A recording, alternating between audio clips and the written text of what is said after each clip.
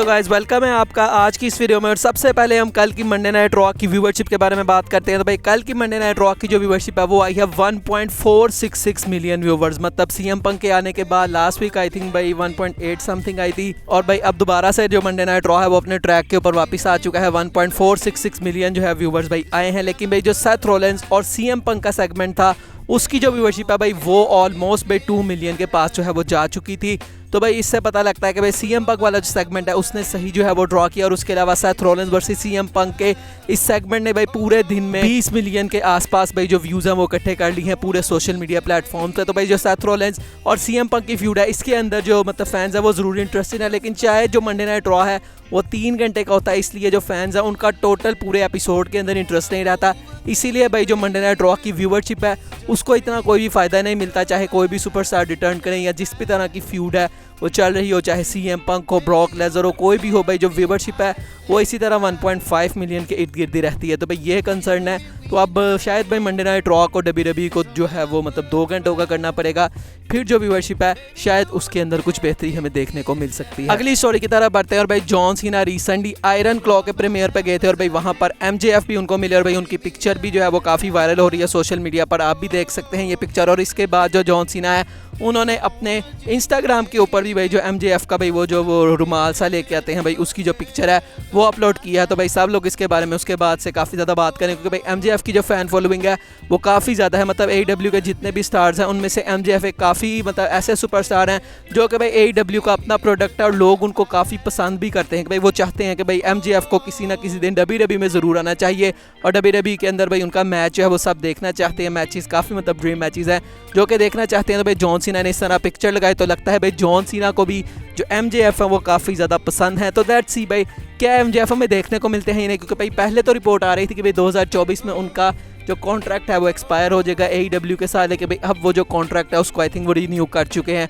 तो भाई अब वो चीज़ होने नहीं वाली, लेकिन भाई MJF को जॉन सीना ने भाई एक्नॉलेज ज़रूर किया है। अगली स्टोरी की तरफ बढ़ते हैं। और भाई सीएम पंक का पहला मैच WWE में 10 साल के बाद तो भाई ऑफिशियल हो चुका है। तो भाई ये मैच लाइव इवेंट से आने वाला है और भाई यहाँ पर जो उनके अपोनेंट है वो कोई और नहीं बल्कि डोमिनिक मिस्टीरियो है। और भाई जो डेट है वो 26 दिसंबर की होने वाली है। मैडिसन स्क्वायर गार्डन से लाइव इवेंट होने वाला है WWE का। तो भाई वहाँ पर सीएम पंक का मैच डोमिनिक मिस्टीरियो के साथ ऑफिशियल हो चुका है। तो भाई डोमिनिक मिस्टीरियो वैसे एक हील सुपरस्टार है, लेकिन भाई वो कितना बढ़िया काम कर रहे हैं इस पूरे साल में। उनके मैचेस है सबसे ज़्यादा 100 कोडी रोड्स के साथ भाई इक्वल पे ही है। मतलब कोडी रोड्स के भाई इतने ही जो है वो मैचेस हैं। और भाई इस तरह से अब सीएम पंक का 10 साल के बाद आना और भाई पहला मैच उनका डोमिनिक मिस्टीरियो के साथ होना, तो भाई डोमिनिक मिस्टीरियो के लिए ये काफ़ी एक प्राउड मोमेंट होगा कि भाई सब बंदों में से उनको चुना गया कि भाई वो सीएम पंक के सामने उतरे। और भाई शायद इसलिए भी कि भाई डोमिनिक को जिस तरह से हीट मिल रही है वैसे किसी को भी हीट नहीं मिल रही।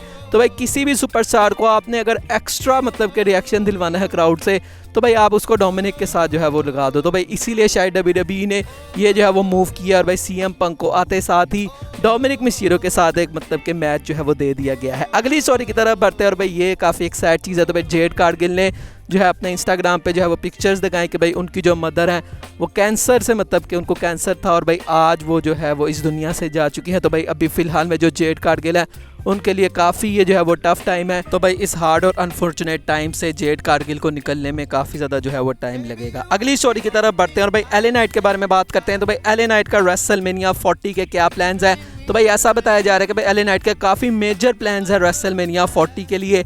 अब क्या ये किसी टाइटल के लिए ये तो नहीं पता क्या वो किसी टाइटल पिक्चर में इन्वॉल्व होंगे या फिर नहीं, लेकिन भाई एलिमिनेशन चैम्बर के बाद ऐसा बताया जा रहा है रिपोर्ट्स के मुताबिक कि LA नाइट की जो भी फ्यूड है उसको स्टार्ट कर दिया जाएगा। तो अब देखते हैं बहरहाल भाई एलिमिनेशन चैम्बर के बाद कहाँ पर वो आते हैं, क्योंकि भाई अभी फिलहाल में वो रॉयल रंबल को जीतने के लिए भी काफ़ी ऊपर है। लेकिन सीएम पंक के आने से उनका नाम मुझे लगता है भाई थोड़ा सा नीचे आ जाएगा लिस्ट में कि भाई वो रॉयल रंबल को जीते। लेकिन भाई WWE में आपको पता है कि भाई सरप्राइजेस के लिए WWE जानी जाती है। तो भाई कुछ भी हो सकता है, क्या पता WWE LA नाइट के ऊपर ही इन्वेस्ट कर दे और LA नाइट हमें रॉयल रंबल मैच भी जीतते हुए जो है वो दिखाई दे सकते हैं। लेकिन भाई करंटली यही प्लान है कि उनका जो भी चीज़ है वो एलिमिनेशन चैम्बर के बाद हमें जो है वो होती हुई दिखाई देगी। अगली स्टोरी की तरफ बढ़ते हैं। भाई मैकिंटायर भाई क्या भाई अजीबोगरीब हरकतें जो है वो कर रहे हैं।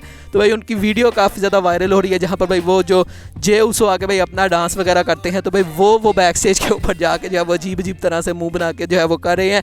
तो भाई मैकिंटायर का जो करैक्टर है भाई वो काफ़ी ज़्यादा मज़ेदार लग रहा है। भाई जहाँ पर उनको फुल एंग्री मूड में होना होता है वहाँ वो वो फुल एंग्री होते हैं और जहाँ पर उनको किसी को कोई चिढ़ाने का मौका मिलता है भाई वो उससे भी पीछे नहीं हटते। तो भाई मैकिंटायर का ये करैक्टर मुझे काफ़ी पसंद आ रहा है। और भाई मैं अगर सच बोलूँ तो भाई अगर इस टाइम के ऊपर सेथ रॉलिंस और सीएम पंक की फ्यूड डब्ल्यूडब्ल्यूई ने स्टार्ट ना की होती या फिर प्लान ना होता कि भाई रेसलमेनिया में इस फ्यूड को डब्ल्यूडब्ल्यूई ने करवाना है, तो भाई मैं कहता कि हाँ भाई जो सेथ रॉलिंस और ड्रू मैकिंटायर का मैच है वहाँ पर ड्रू मैकिंटायर को चैंपियनशिप जीतनी चाहिए। क्योंकि भाई जो ड्रू मैकिंटायर का करैक्टर है वो इस वक्त इतना देखने में मज़ा आ रहा है, लेकिन भाई अभी अनफॉर्चुनेटली मुझे नहीं लगता कि ड्रू मैकिंटायर के पास टाइटल आएगा। क्योंकि भाई डब्ल्यूडब्ल्यूई फिलहाल में Seth Rollins versus CM Punk का मैच रेसलमेनिया में करवाना चाहती है, और अगर वो मैच होता है तो भाई उसके लिए जो सेथ रॉलिंस हैं उनको रेसलमेनिया तक चैंपियन रहना पड़ेगा। ड्रू मैकिंटायर को फिर से वो मोमेंट नहीं मिलेगा जो कि काफ़ी सालों से उनका पेंडिंग है। अगली स्टोरी रोमन रेंस से जुड़ी है। भाई जब से सीएम पंक ने मंडे नाइट रॉ के साथ डील साइन किया है तो भाई काफ़ी ऐसे फैंस हैं जो कि इससे रोमन रेंस से रिलेट कर रहे हैं और वो सब कह रहे हैं कि भाई रोमन रेंस लगता है भाई नंबर 1 है ही नहीं। इसीलिए सीएम पंक जो कि इतने सालों के बाद आया उसने रोमन रेंस को डक कर दिया। उसने रोमन रेंस के शो पर आना जो है वो पसंद ही नहीं किया और भाई वो सीधा उनके अपने शील्ड ब्रदर सेथ रॉलिंस के पास चला गया। भाई वैसे फैंस का क्या है भाई वो तो हर चीज़ के अंदर जो है वो नेगेटिव कोई ना कोई चीज़ डाल ही लेता है, लेकिन भाई डब्ल्यूडब्ल्यूई ने जो अपनी स्टोरी लाइन है शायद भाई कोडी रोड्स के साथ भी डब्ल्यूडब्ल्यूई जो है वो करवाना चाहती है, उनकी स्टोरी फिनिश करवाना चाहती है। तो भाई out of nowhere CM Punk अगर आके रोमन रेंस के साथ फ्यूड में चले जाते तो आई थिंक वो थोड़ी सी डिसरिस्पेक्ट होती कोडी रोड्स की भी, जो कि भाई पिछले 1.5 साल से जब से वो डब्ल्यूडब्ल्यूई में आए हैं तो भाई टॉप लेवल के ऊपर उनको जो है वो बुक किया जा रहा है। तो शायद डब्ल्यूडब्ल्यूई टाइटल ना भी जितवाए, लेकिन डब्ल्यूडब्ल्यूई का प्लान ज़रूर है कि भाई कोडी वर्सेस रोमन का मैच उनको करवाना है रेसलमेनिया 40 के अंदर दोबारा से। तो आई थिंक भाई इसलिए जो डब्ल्यूडब्ल्यूई उन्होंने वाइज डिसीजन लिया और सीएम पंक को वो मंडे नाइट रॉ के ऊपर लेके आए। और सेथ रॉलिंस और सीएम पंक जिस तरह से भाई फ्यूड लेके चल रहे हैं तो मुझे ऐसा लगता है कि भाई ये फ्यूड भी रोमन वर्सेस कोडी की फ्यूड से ज़रा भी कम नहीं है, और क्या पता भाई रोमन वर्सेस कोडी से ज़्यादा इंटरेस्टिंग इनकी फ्यूड हो सकती है और भाई इजीली ये नाइट 1 को मेन इवेंट भी करेगी। अगली स्टोरी जे उसो से जुड़ी है। भाई जे उसो मंडे नाइट रॉ के ऊपर है और भाई ऐसा हम कह तो रहे हैं कि भाई जे उसो भाई मतलब अब सिंगल सुपरस्टार के तौर पर चल रहा है और भाई मतलब उसके लिए काफ़ी अच्छा है, लेकिन भाई के बारे में एक स्टैट सामने आया है जो कि ज़रा सा भी अच्छा नहीं है। तो भाई उनका सिंगल रन चल तो रहा है, लेकिन भाई अभी तक जब से वो मंडे नाइट रॉ के ऊपर आए हैं तो एक भी सिंगल्स मैच को जे उसो नहीं जीतते।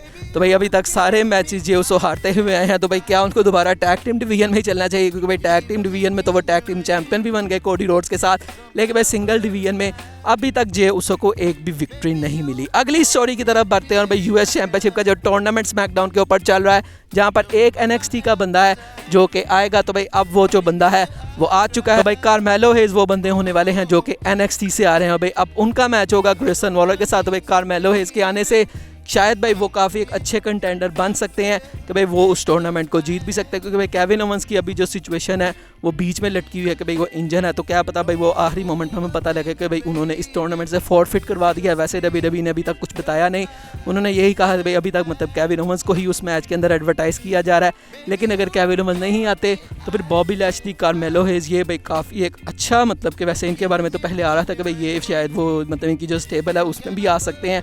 तो भाई देखते हैं कि किस तरह से डब्ल्यूडब्ल्यूई आगे चीज़ों को लेकर चलती है और कौन यूएस चैंपियनशिप का जो टूर्नामेंट है उसको जीतता है। आज की फाइनल स्टोरी की तरफ बढ़ते हैं और भाई ये CM Punk versus Seth Rollins की फ्यूड से जुड़े हो। तो भाई CM Punk versus Seth Rollins की जो फ्यूड है उसके बारे में काफ़ी बढ़िया प्लान्स है डब्ल्यूडब्ल्यूई के पास, और भाई डब्ल्यूडब्ल्यूई चाहती है कि भाई इस स्टोरी लाइन को डब्ल्यूडब्ल्यूई ऐसी राइवलरी बनाए जो कि मतलब हिस्ट्री के अंदर भाई जिसके बारे में बाद में जो है वो बात की जाए। तो मतलब इनको इतना डब्ल्यूडब्ल्यूई पर्सनल और इतना भाई इन चीज़ों को उस लेवल के ऊपर नेक्स्ट लेवल के ऊपर लेके जाना चाहती है कि भाई सालों बाद भी हम जब किसी बड़ी फ्यूड की बात करें तो भाई वहाँ पर हम CM Punk versus Seth Rollins की फ्यूड का ज़रूर जिक्र करें। जैसे भाई अभी हम करंटली देखें तो Roman Reigns versus Brock Lesnar की ऐसी फ्यूड है जिसके बारे में हम भाई सालों बाद भी बात करते हैं। जॉन सीना, रैंडी ऑर्टन की ऐसी फ्यूड है जिसको सालों बाद भी आज जो फैंस हैं वो याद करते हैं। तो भाई इसी लेवल के ऊपर WWE CM Punk versus Seth Rollins की भी जो फ्यूड है उसको लेकर जाना चाहते हैं। और भाई सेथ रॉलिंस को भी हमें अप्रिशिएट करना पड़ेगा।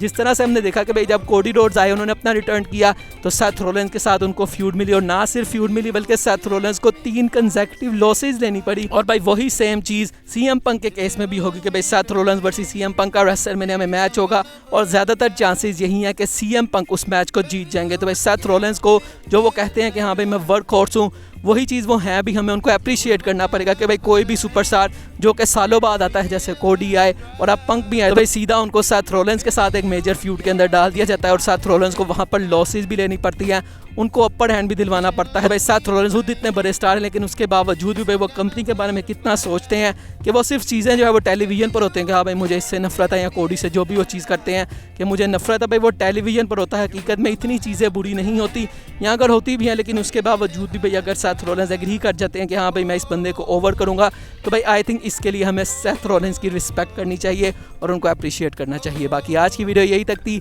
अच्छी लगी हो तो लाइक कीजिएगा, चैनल को सब्सक्राइब कीजिएगा। मिलेंगे नेक्स्ट वीडियो में, तब तक के लिए अल्लाह हाफिज़।